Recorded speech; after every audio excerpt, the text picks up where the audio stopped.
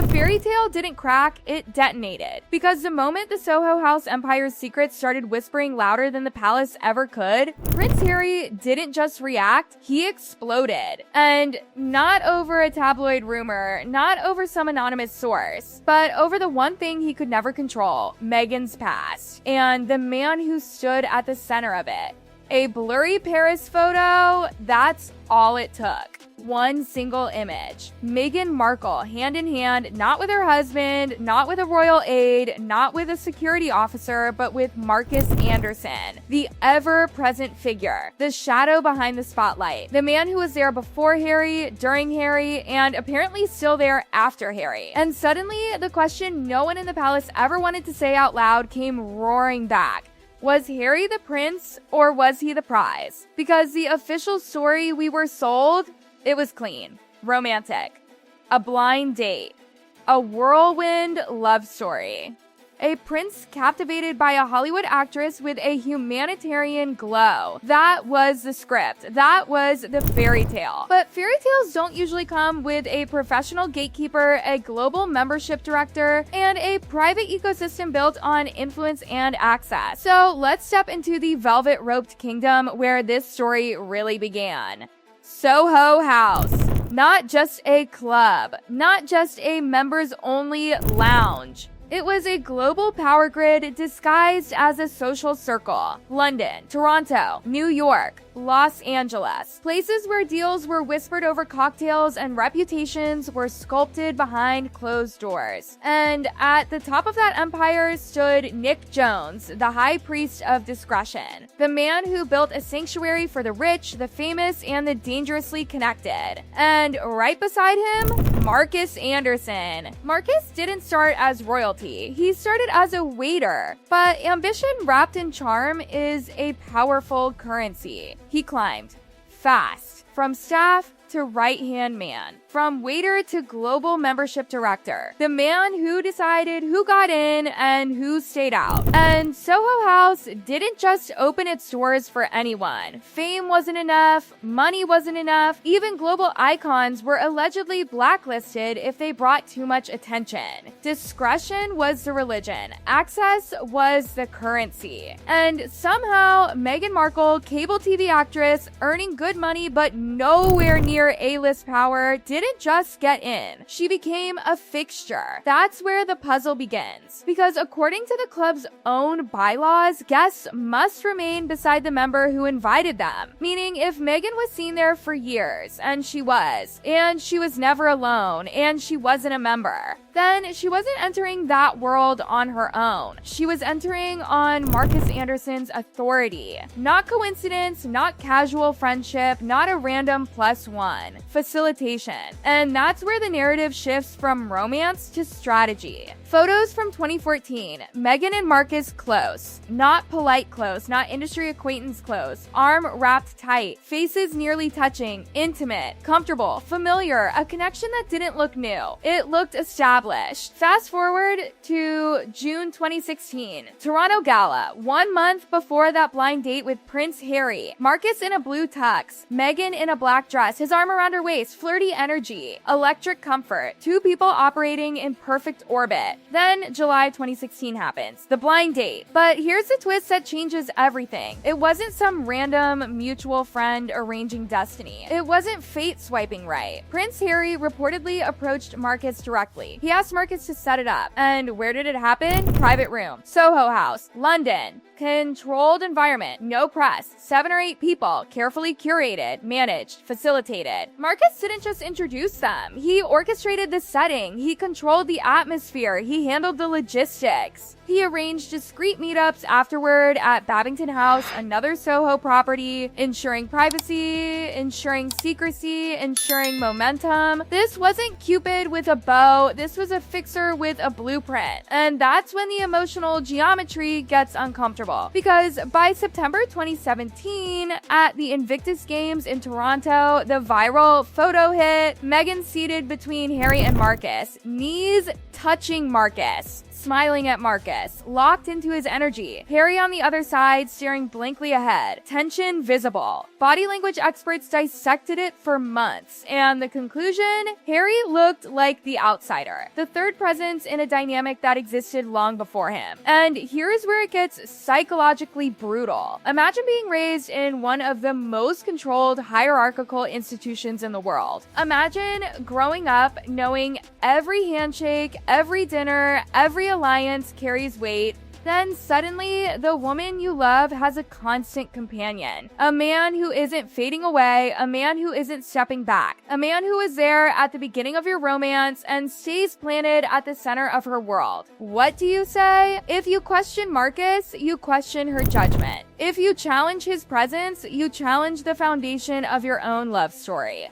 And at that point, Harry had already begun distancing himself from his own family. His support system shrinking, his world narrowing, the gravitational pull shifting toward hers. Isolation doesn't always look dramatic. Sometimes it looks like dependency. And dependency is quiet, but it builds. Now rewind to Princess Diana's infamous words, "There were 3 of us in this marriage." Chilling, isn't it? Because in this case, it wasn't a romantic rival. It was a strategic one. Marcus wasn't competing for affection. He controlled access. He controlled the introductions. He knew the private rooms. He knew the guest list. He knew how the sausage was made. And when someone knows how the sausage is made, they don't just hold memories, they hold leverage. This is where the Paris photo becomes more than gossip. October 2025, hand-holding, public, intimate, and the internet erupts. Isn't this strange? Trends, and then Disneyland. June 2025, Lilibet's birthday. Private family photos, Marcus present again. But this time, his face partially hidden with a love emoji before being posted online. Why hide him? If it's innocent, why obscure it? And don't say privacy. Because this is a woman who has built global platforms on curated exposure, who documented trauma, who shared intimate family details in documentaries, who exposed institutional conflicts on Netflix. But Marcus? Blurred, omitted, missing from the documentary.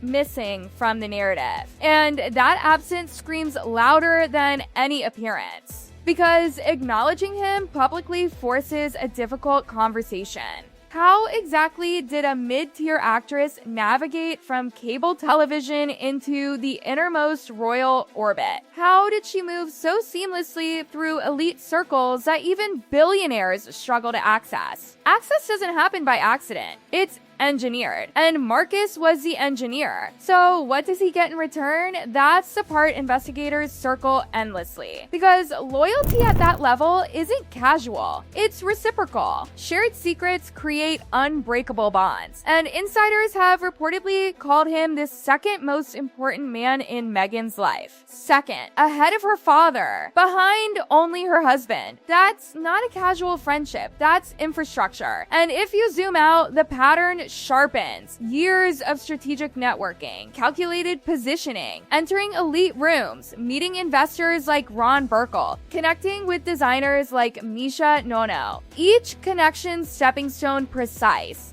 Then comes the prince. Then comes the marriage. Then comes the global stage. And finally, the royal exit. Because once you've leveraged the institution for global name recognition, once you've secured platform, influence, branding, you don't need the institution anymore. You need the access network. And Marcus remains ever present, ever loyal, ever silent. Nick Jones remains silent too. Because discretion is the currency of Soho House. Expose one carefully orchestrated ascent and the entire brand's mystique collapses. So silence isn't ignorance. Silence is protection. And somewhere inside all of this is Prince Harry, the man who gave up titles, military honors, his country, his family for love. But what happens when the prologue to your love story is darker than the fairy tale? What happens when you begin to realize the chessboard was already set before you ever walked into the room? The Paris photo doesn't disappear. The Toronto body language doesn't erase itself. The Disney emoji doesn't doesn't unhide what it tried to hide. These images linger. They whisper. And whispers become storms. Harry didn't just react to gossip. He reacted to the possibility that the fairy tale he believed in may have started long before him, and may not have centered around him at all. And this is where the story stops being romantic and starts becoming ruthless. Because once you strip away the tiaras, the wedding carriage, the chapel bells, and the carefully scripted interviews, what you're left with isn't a love story. It's a campaign. And campaigns have architects. For years, the public was fed a simple narrative. A prince fell for an outsider. She didn't know much about the monarchy. She Googled him. She asked innocent questions. She walked into royalty unprepared. But the timeline refuses to cooperate with that innocence. Before Harry ever walked into that private Soho House room in July 2016, Meghan had already spent years embedded in a network that specialized in one thing: access. Not old aristocratic access, not inherited titles, but modern weaponized influence. The kind that doesn't wear crowns, it controls doors. Marcus Anderson wasn't just a friend who happened to know people. He was the global membership director of a club whose entire power structure was built around curated exclusivity. He approved names, he curated rooms, he decided who could sit at the table and who would remain outside the velvet rope. And Meghan didn't bypass him. She aligned with him. For years, she was never seen at Soho House alone. Not once. That detail is surgical because it confirms one thing: she wasn't an independent player in that ecosystem. She was entering under his authority, his sponsorship, his protection, which means every introduction facilitated, every private room granted, every elite contact engineered. And then suddenly the prince appears. But here's the twist that changes the emotional temperature entirely. Harry didn't pluck her from obscurity. He walked into her curated world. The blind date wasn't random. It was arranged in Marcus's domain. A private room, controlled guest list, safe environment, discretion guaranteed. This wasn't some chaotic Hollywood party where sparks flew unpredictably. This was managed proximity. And when you understand how power ecosystems operate, you realize something chilling. The setting always favors the architect. Marcus knew how to manage secrecy. He knew how to navigate high-profile relationships without leaks. He had built his career on discretion. So when Harry and Meghan began their whirlwind romance, who handled the logistics? Who arranged the covert meetings at Babington House? Who ensured privacy? Marcus. Not the palace, not royal aides, not some neutral third party. Him. Now let's fast forward to the emotional fracture point. Invictus Games, September 2017. That photo. Meghan seated between the two men, her knees touching Marcus, her body angled toward him, smile locked, energy shared. Harry on the opposite side, visibly withdrawn. It wasn't scandalous. It wasn't explicit. It was worse. It looked natural. Natural comfort between two people with history. History Harry couldn't erase. History he couldn't compete with. History that predated him. And here's where insiders began whispering about tension. Harry, raised inside a monarchy built on rank and hierarchy, suddenly found himself in a dynamic he couldn't control. In his world, loyalty flows upward. Protocol is clear. Lines are drawn. But in Meghan's world, Marcus was immovable. He wasn't fading into the background after the engagement. He wasn't stepping aside after the wedding. He was at the 2018 royal wedding. He was front and center at her 2019 New York baby shower. He was integrated into their California life. And when they left the monarchy in that earth-shaking departure, guess who remained? Not palace advisors, not royal family allies, Marcus. That's when the fairy tale begins to look less like destiny and more like strategy. Because let's examine the sequence. Access to elite circles secured. Marriage into the monarchy achieved. Global recognition amplified. Royal exit executed. California Empire launched. And through all of it, Marcus stays planted, unshakable, silent, ever present. Now layer the 2025 Paris photo over that timeline. Hand holding, intimate body language, public setting. And the public reaction wasn't subtle. Why does this look romantic? Why is he always there? Why is Harry never centered in these dynamics? Then comes the Disneyland image, Lilibet's birthday, family moment, and Marcus again partially concealed behind a love emoji before being posted. That concealment changed everything.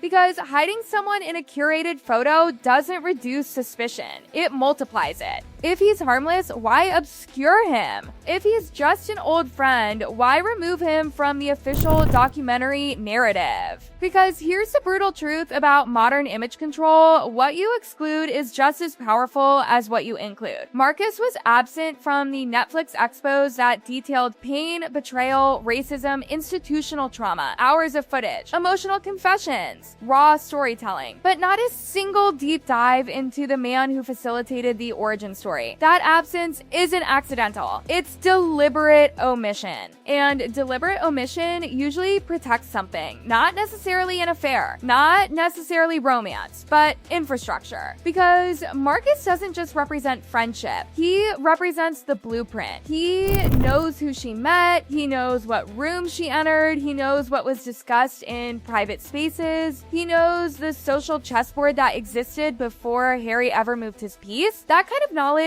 isn't casual. It's leverage. And leverage in power dynamics is everything. Now imagine being Harry. You've given up your military titles, your royal duties, your family proximity, your homeland. You've relocated continents. You've entered media wars. And the one constant in your wife's life remains a man who predates you, outlasts the monarchy, and appears in every significant chapter. You don't explode over gossip, you explode over realization. Realization that maybe the fairy tale had a prologue you were never shown. Realization that perhaps you weren't the beginning of her ascent.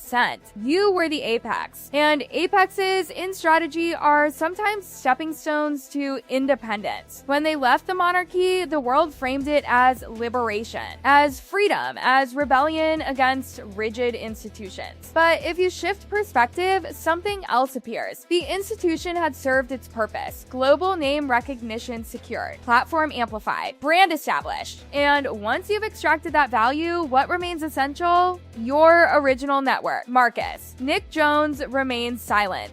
Of course, because Soho House thrives on secrecy. Exposing internal mechanics would dismantle the illusion of effortless cool. The brand survives on mystery, and mystery, when protected long enough, starts to look like complicity. So here we are, years later. Photos still surfacing, hand-holding in Paris, smiles in Toronto, emoji-covered faces in Disneyland, Harry looking distant in archival shots, and a narrative that refuses to stay buried. The public no longer sees coincidence, they see pattern. And patterns are dangerous because they don't rely on speculation, they rely on repetition. Marcus wasn't the romantic rival. He was the constant. He was the gatekeeper who opened the doors. He was the facilitator who set the stage. He was the silent witness to every strategic step. And in high-stakes environments, the silent witness often holds more power than the loudest voice in the room. Harry's explosion wasn't about jealousy. It was about displacement. About realizing that in the story of his own marriage, he might not have been the original architect. He might have been the crown placed at the end of a carefully constructed climb. And once that realization creeps in, it doesn't leave quietly. It lingers. It replays moments. It reframes photographs. It makes you question how the chessboard was arranged before you ever sat down. The fairy tale doesn't collapse all at once. It cracks slowly. Through images, through omissions, through silence, and the most unsettling part, the three people who know exactly what happened inside those private Soho House rooms, Meghan, Marcus, and Nick Jones, have never publicly detailed it. Not fully,